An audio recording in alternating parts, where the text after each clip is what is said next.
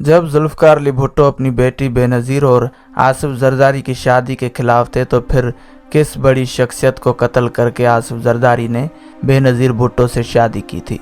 अस्सलाम वालेकुम दोस्तों, मैं हूं शान अली और आप तमाम देखने और सुनने वालों को शान अली टीवी में खुशामदीद कहता हूं।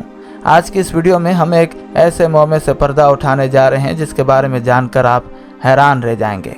लेकिन वीडियो का आगाज़ करने से कबल नए आने वाले दोस्तों से गुजारिश है कि अगर आपने अभी तक हमारे चैनल को सब्सक्राइब नहीं किया तो अभी सब्सक्रिप्शन का बटन दबाकर हमें सब्सक्राइब कर लीजिए और मज़ीद मालूमात के लिए हमारी वेबसाइट shanalitv.com पर विज़िट कीजिए।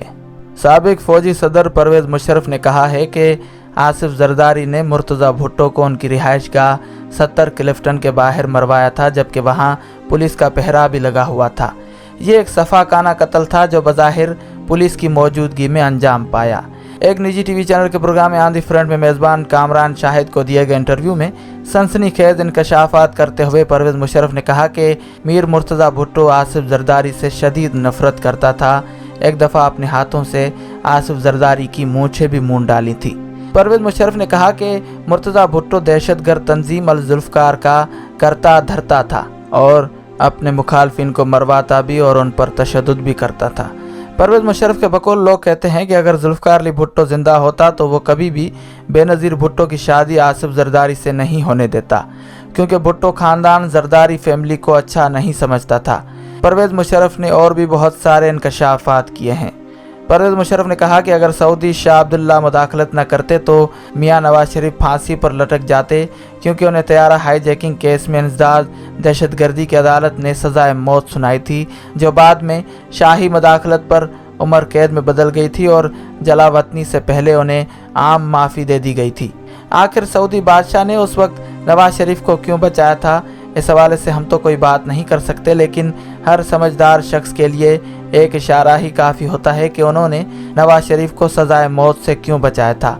ये बात आप तमाम अहबाब बखूबी जानते होंगे।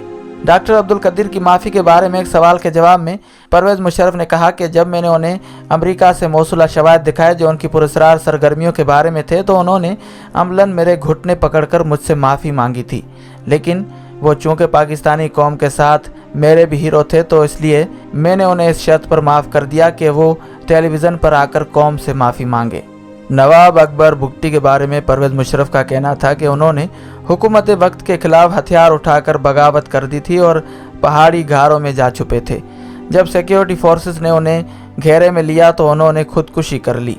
साबिक वज़ीर आज़म शौकत अजीज़ के बारे में परवेज़ मुशर्रफ ने शिकवा किया कि वो अपोजिशन से मिलकर मेरे खिलाफ साजिशें करते थे। जैसा कि हमने आपको पहले भी बताया, और जहां तक बात है आसिफ ज़रदारी और मोहतरमा बेनज़ीर भुट्टो की शादी की, तो परवेज़ मुशर्रफ का इशारा सीधा मुर्तज़ा भुट्टो की जानिब था, जो कि बेनज़ीर भुट्टो के भाई थे। यानी मुर्तज़ा भुट्टो को कत्ल करने के बाद ही आसिफ ज़रदारी को बेनज़ीर भुट्टो से शादी करने का मौका मिला। ऐसा कहना था साबिक फ़ौजी सदर परवेज़ मुशर्रफ का। आप क्या समझते हैं कि क्या वाकई ये हकीकत है? अगर ये हकीकत है तो आप कमेंट करके अपनी कीमती राय का इज़हार ज़रूर करें, क्योंकि आपकी राय और तजावीज़ हमारे लिए बहुत अहमियत की हामिल हैं।